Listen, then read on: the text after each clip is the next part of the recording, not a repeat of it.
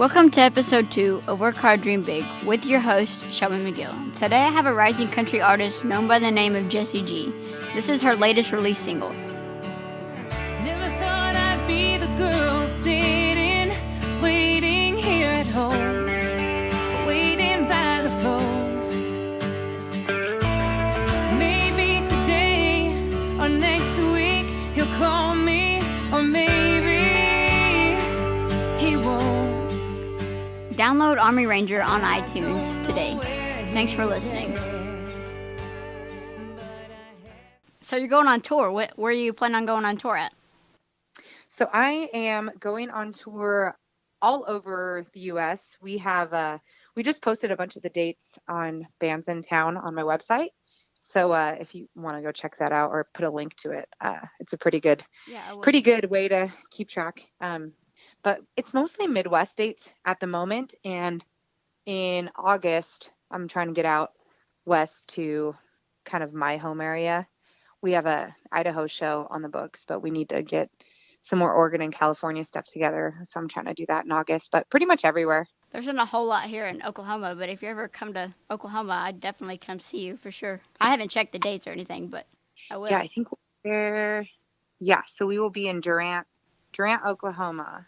That's about, I believe it's like 3 hours from me, but I'll make the drive for sure. Oh yeah, come hang out. I'll make sure if you come out. Yeah, I'll definitely drag the boyfriend out there so I can meet you in person. Yeah, that'd be fun. So Redneck Records, tell me a little bit about that experience, how that all got started. Yeah, so it's kind of been a long time happening. I met Gretchen back about 5 years ago, and I, at the time, had just moved to Portland, Oregon. I just graduated college in McMinnville, Oregon, a small little private school called Linfield College. What'd you major in? And I majored in political science and music, vocal performance. So I have 2 degrees, actually. And I originally thought that I would be kind of an entertainment lawyer and also be a musician and, have that stable income of being the lawyer, but then still be able to perform and do what I loved, which was my true passion, music. But it was kind of like, I've always been the type of person that wanted to have a stable living so I could support my family and all that stuff. So I just always kind of had my head in that direction when I was in college. And then I worked for a couple lawyers, and the guys that I worked for, the lawyers were amazing guys. But they always pushed me in the direction of music because I think that they could tell that my heart was, more into that, and that would make me happy inevitably. But so I worked as a paralegal for a couple lawyers, and it was a great experience, but it also pushed me to want to do music full time. So I would work for them during the week, and then during the weekend I would have 4-hour shows all over Oregon, and I was kind of like just the bar band that would play, and we'd barely make any money, but it was fun, and it was a good way to learn a lot of material and find my voice and sing so much I would lose my voice and be hoarse, and learn how to not push myself, but pushing myself to the limits also. And then we had the opportunity in Portland, Oregon through KUPL, which is a huge station in Portland, Oregon. And they actually won the Major Market Radio award of the year. I think it was last year. And Danny Dwyer, who is like as high up in there, he gave me the opportunity, him and a guy that worked there at the time, B-Dub, to enter in the contest to open up for Gretchen Wilson for Battle of the Bands. Mm-hmm. So I was like, Gretchen Wilson, I idolized her growing up. We all did. Yeah, she was that country star that merged rock and roll and country and had that Southern rock sound. And no one else had done that yet, really. I mean, like Bonnie Raitt kind of did it. You had a lot of those sounds that were kind of touched upon, but you had no girl at that point that had just no cares, and you could tell in her music. Yeah. She had balls, she was like a man. She was just she'd sing about things that dudes would sing about. And so many of us girls growing up, because I think, with just women breaking out of their shell and culture kind of changing, I think, our age of women, we just grew up being like, I can be as good as, a guy at most things. Obviously there's differences, but, my dad always raised me that I could be as good as the guys, and I played sports on the boys teams, and I just always had those values. So when, I heard her music growing up, I always idolized her because she had that quality, and I really respected that. So I'd sing her songs in talent shows all growing up. Here for the Party was like my go-to with my starting song, like with my band at the bars, and I would do like 5 of her songs. So she was my favorite country music artist. And so when that competition opportunity happened with the radio station, I was like, Sign well, me hell up. yeah. Yeah. Like, why not, yeah, so we pulled out all the stops in my band at the time. Everybody, they were my best friends, and they were so excited about it too, and they were great. So we entered the competition and we won it. And so we were going to get to open up for Gretchen. So it was pretty cool to kind of have that opportunity. And in my head, I was like, I'm going to meet her and it's going to be awesome. And the radio station the whole time was super behind me on it, being like, yeah, we'll make sure that you meet her and talk to her. And so then when the show came, I opened up for her. It was at Duke's Bar and Grill, which was a place in Portland, Oregon, that is now closed down this year. So sad. Like, it's sad that our old stomping grounds is closing down, and there's not many country bars in Portland. But it was kind of like a divey bar, but it still had a killer stage, and it was packed wall to wall, like everybody just with their cowboy boots on, just having a good time. I could have crowd surfed off the stage. It was like so packed. Oh, It was wow. awesome. Yeah. But that was the night that I opened up for Gretchen, and it was just a really, when you have one of those kind of nights that it's like euphoric, you're just in a haze, and this is something you'll remember forever. That was that kind of night for me. Oh, yeah. And yeah, and then after the show, Gretchen she was out back just hanging out after her part of the show. And I was like, I really want to meet her. So Danny Dwyer took me back there and was like, hey, Gretchen, you mind if we hang out? And she's like, no, come on over. So they let me and my family through.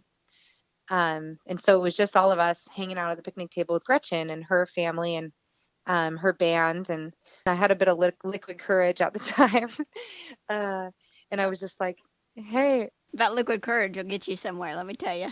What's so funny is, like, don't overdo it, obviously. And I've, made that mistake sometimes.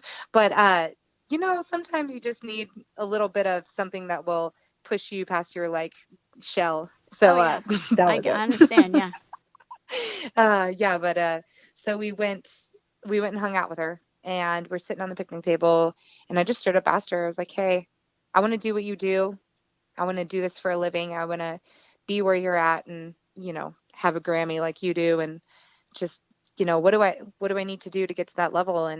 And she looked at me and she was just like, you can't do it here. You can't do it in Portland, Oregon. You got to move to Nashville. You got to be where the opportunities are. And you're great. I listened to you from my bus, and, you've got what it takes, and you've got everything there. You need to move out to Nashville, Tennessee, and you need to come out and do it for real. And if you do move out, here's my email. You can reach out to me and I'll show you the studio. 'Cause she had just had a studio and she just started her own record label, which for me, I had done enough research to know that she was kind of working with, like opening up to working with artists and stuff. So I saw that as a huge opportunity. I was like, all right, she gave me her contact information. I have an opportunity right now that I may never get again in my life. And it was one of those moments where I felt like it was meant to be. You had to do something with it. Yeah. You just, like, when you have a once in a lifetime moment like that, it is a leap of faith. But if you never take that leap, you don't ever know if it would have worked out, and you wonder for your whole life. So Exactly. I took the leap, and I took the leap, and I moved out like 2 months later. Wow, how hard was that? Yeah, it was hard. I sold a bunch of crab. I don't know if you did much research on my background, but our family's were deep sea commercial fishermen. I So saw that. Yeah, I did a little bit of research seeing that you guys yeah, did a lot of fishing. And I saw one of your videos that you did also, and you did it actually fishing. I thought that was pretty cool. yeah, it was cool. I was like trying to look pretty, but at the same time, it's hard to look pretty on a fishing boat. So my hair was like blowing everywhere, getting almost stuck in the freaking Hey, crab I pots liked it. and It was stuff. good. Thanks. Yeah, it was fun shooting that one. I felt bad for the videographer because she was getting a little sick, and she was a champ though. She held in there and stayed out for like 6 hours with us. She was a champ. Wow. Yeah, but it was cool. So I sold a bunch of crab, and I made enough money to move out and, uh, kind of have a little bit of cushion before I needed to find a job and make friends and all that kind of stuff. But I emailed her and I was like, hey, I'm here. What do I do now? And she emailed me back. She was like, oh my gosh, like, you're serious. Okay. Yeah. Here's my address, and come over and I'll show you the studio and all that. And so after that, it was kind of like we became very close. But so And y'all seem pretty close just from the research that I've yeah, done, which is really yeah, cool. no, she is one of the best people you'll ever meet, and she's one of my best friends. She's single-handedly changed my life and given me so many opportunities. I am so blessed that God put her in my life. But yeah, she's one of my best friends now, which is crazy. It's crazy to go from the little girl singing her songs to being, a text away. Hey, you want to go hang out and have a beer? Yeah, that's crazy to me. And my dad met Gretchen Wilson a while back. I Oh, say a while back. It cool. was a few years ago. Um, Awesome. he picked her up at the airport and took her to the casino here in Oklahoma. And I Oh, was so cool. mad at him because she was like, "I'm down to go hunting," and we're big hunters here. And my dad had a dentist appointment, and he totally canceled going hunting with Gretchen Wilson to go to a dentist appointment. No. I was like, Dad, you gotta get your priorities straight. Come Yeah, on. seriously. Oh, I love it that she was just like, yeah, let's go. Yeah, she seemed pretty cool about it. So, Oh, she is. I'd like to meet her someday. Oh, Um, yeah. moving to Nashville. How long you been in Nashville? I have been here now for about 4 years. 4 years. And was Yeah. Army Ranger the first single you put out? No, so like it's my first Redneck Records release. So Okay. it's the first single on a label. And Redneck Records, if you've done any research on Gretchen, it's her independent label. Yeah. But before that, I released an EP that she produced and wrote half the songs with me, and some of my other favorite co-writers that I write with all the time here in Nashville wrote with me. And so I had a little bit of a blimp on the radar with that, my EP. And then I Mm-hmm. went out on tour with her last year. That was my first national tour last year. And I got to sing my single, Drop a Line, last year on stage with her in front of, tens of thousands of people in front of her audience. And she just would, do a little speech about how we met, a little minute long thing, and bring me on stage. And I would sing my single, and it was pretty epic. Wow, that's Just crazy. seeing, oh my, it was, girl, it was nuts. Like, Talk about I've dreams come never, true. yeah, 30,000 people like cheering you on. It is the biggest high in the world. I loved it. I have never been one to sing. Can't sing to save my life. Couldn't carry a Hmm. tune in a bucket, which is fine. I'm sure you I can. got other talents. I can only imagine that high, right Oh, there. yeah. All those people screaming back at you. Wow. Oh, definitely. Wow. I mean, it's the same with this podcast, you make it viral and you have tons of listeners, and you feel that energy and you feel the positivity from people responding well to your art. Yeah, and like I said, like I told you, I'm still getting, like you're my second guest, and so That's awesome. for you to reach Well, out to I feel me honored. or to respond to me and get back to me, I was like, holy crap, this is real life right now. Well, honestly, it was your message. Your message was so personal and it was very real. There are a lot of times you get like just generic Yeah. messages from people, and your message was very real, and you sent it to the right email, and I happened to be like freed up that day responding to messages. That was like, I always have like a catch up day where I go through and I get back to everybody, and Hmm. it was good timing and it was personal and it seemed authentic, and I was like, hey, this girl's genuine. Yeah, let's do Well, it. I'm glad you did. I feel like I'm pretty genuine. People just, I feel like even in the music industry, you probably got to know people and gain Yep. people's trust, and that's what I'm trying to do here. And so, I really do Yep. appreciate you for believing in me. Aw, That yes, means a and thank lot. you for having me. Yeah, absolutely. So, couple next steps that you're going to take. Yeah, so we just released Army Ranger. Yeah, tell me about And that. I saw your music video, and yeah, wow, touching, thank you. touching. There were many times during writing the song and shooting the video and this whole process where I've had to step back, getting choked up. I've cried. It's been an overwhelming experience. That's definitely, So at the end yeah. of the video, is that your husband? I It take is it my boyfriend. your Yeah. boyfriend. It It's seemed so funny. very personal.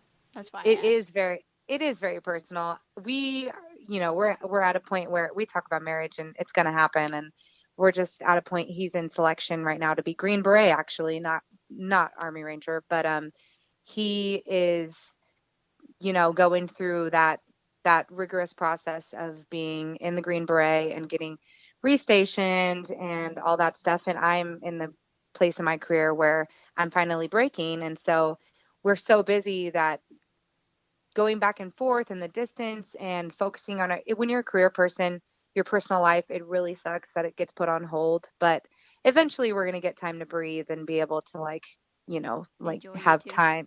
Yeah. Enjoy each other Yeah. and make those big life decisions. But it was very personal.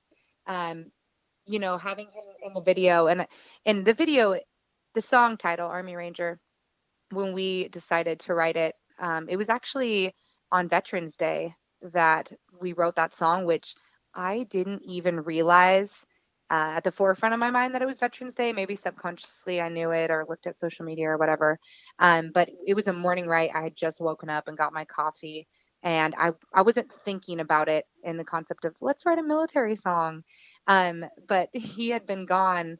My boyfriend had been gone at selection for a month straight. So I hadn't talked to him in a while. And it was one of those things where I was already feeling sad and like, oh, this is hard to be with somebody that's, gone in a way and you don't know if they're okay and you don't know what's going on and if he's, doing awesome out there or if he's injured or, what's happening. So I sat down with my co-writers, Melanie Marini and Michael August, and I was kind of like, hey guys, like I'm just in one of those moods and I had this idea for a song. I fell in love with an Army Ranger. Um, and the word Army Ranger is so romantic. Army is Yeah. such a universal phrase. Like you use Army in every country and everywhere. Like Army is timeless and it's a beautiful, everybody has an army and it can mean so many things. And the word ranger has the same thing and it's also very country and it has those traditions to it. And Army Ranger was just one of those tags that as a songwriter, you're like, That's it. that's a hit. Yeah. Yeah. Like that's beautiful. It's hard to make something so specific, like in the military, also romantic and poetic. So when I had that idea, I was like, I just really I want to write this and I want to write a song about being in love with someone. It doesn't have to be a man. It can be a woman. It can be whatever, but being in love with somebody who has to put something else first. They have to, it's almost like they have another girlfriend. Like they don't have a choice, they can't go AWOL and get thrown in jail. Like, and also they wouldn't anyway. They sacrifice knowingly and purposefully. They sign up and they're like, hey, I want to protect our country because this is a noble thing to do and this is the honorable thing to do. And I want to live for something. And I want to say at the end of my life, hey, I did everything I could. And so it's, how can you not be in love with somebody that's like Yeah. that? Yeah. So yeah, that was kind of the idea for the song. And I was so happy that the other co-writers in the room were like, wow, that's awesome. Let's do it. And then multiple times during the song, I cried and we would stop. We'd be like, what about this? And like the second verse, I never thought I'd be the type writing letters, sending my love overseas. I had to stop after we wrote that because it's so personal. The first time I went through deployment with my boyfriend, and I never it's so romantic to write a letter and to send a box of, goodies and all that stuff to somebody who's countries away from you. And at the same time, like the double entendre, the typewriting, typewriter versus it just was so like poetic and timeless, that whole line. And yeah, it was just the whole time during that song, just so many beautiful moments where I like got choked up and we were all like, woo, goosebumps. And the whole time through this whole process and making the video and everything has been pretty amazing. And yeah, no words to explain the feeling through it all. So When I first heard it, my main thing is you don't really think about the families at home that don't get to see and yeah, and hear from their loved ones. It's all, you know, people think about the people who sacrifice their lives to go overseas and fight, but they don't yeah, realize that they're leaving people behind as well. And so yeah. I think that song really, really makes you open your eyes a little bit to a lot of Thank the. I you. mean, you can meet people in the grocery store that deal with those problems, and so Totally. Yeah, and at the same time as it recognizes, the men and women and children and families and friends, it recognizes them, the ones not necessarily in the military, but they are in the military because they're signing up, being in love with somebody and loving them, and they're not volunteering to be in the military, but they are. Like hmm they're in it just as much because, they're fighting a different fight, which is having to deal with worrying and supporting and, and the military does such a good job with recognizing that. I mean, I personally have never been so involved in military life until being in this relationship. And they do a great job, at least where my boyfriend is, in recognizing the wife and the family. And it is a huge part. And the song recognizes that as much as it recognizes and pays tribute to the men and women who are also in the military. So I feel like it plays both sides of the coin. So yeah, I think it really does too. thank you. Well, what's your boyfriend's name? His name's Matt. He's the best. He's such an inspiration. And um I like the song pretty much hits it right, it hits it right on point. I love that I'm in love with him, and I love that he's so selfless and sacrifices so much. And it's one of those things where I've never felt before. And it's a hard relationship, especially when I'm doing something that's similar in the fact of, music, and you're traveling all over and you don't have very much time to give to your personal life, and things are crazy and you're around the party all the time. And but I wouldn't trade it for the world. It's pretty awesome. It sounds like it. Well, shout out to Matt for serving, and I commend you and Oh, respect you for that. So, he'll um, love that when he hears this. I hope he does. I hope he listens. I hope a lot of people listen. Yeah, You need to be heard for sure. definitely. All right. Well, I don't want to keep you too long. I know you've got a busy life, but is there anything else you wanna add, talk about, share to the world? Yeah. I mean, again, thank you for having me on this. This is Oh, pretty cool. absolutely. And I'll make sure to share it on, everything, and tell people to go listen. Yeah, I mean, geez, this is just the start of the ride for me. I can already tell. Um, Things have been already at next level for me in my career. So I would encourage everybody to come out to a live show, because that's where the real magic happens. And that's where I can meet you face to face and, just have a conversation, even though it's a quick one. And just, seeing a live show is definitely where it's at. And also, I'm on tour with Gretchen Wilson. How much cooler does that get? Yeah, it doesn't get any cooler than that. Yeah. She puts on like such a rock show. You got to come out. Hey, if you're around, I'll be there. And I'm Awesome. telling you, I'm gonna try and talk Dalton's my boyfriend, um, into going to Nashville this summer because Oh, like the just what I hear gets me excited, and I just oh want to go yeah. and see it. I mean, see You'll Grand love Ole it. This Opry is, and see it all. oh, the Ryman, the Opry. Have you played at We're the Opry? I actually meant to ask you that. okay. So we have a show at the radio station where, back in the olden days, the Grand Old Opry wasn't on TV. It was just on the radio, and it's called WSM Radio. And we are heading to a show right after I get off the phone with you. To Gretchen and I are going there, and we'll be at the Grand Old Opry doing the radio show. And this is the first time, huge bucket list thing for me, because this is next level stuff with the just that's like the birth of, I mean, it's a huge part of country music history. Oh, So absolutely, yeah. I'm like so excited and nervous. And I'm also on excited top for of you. that, thank you.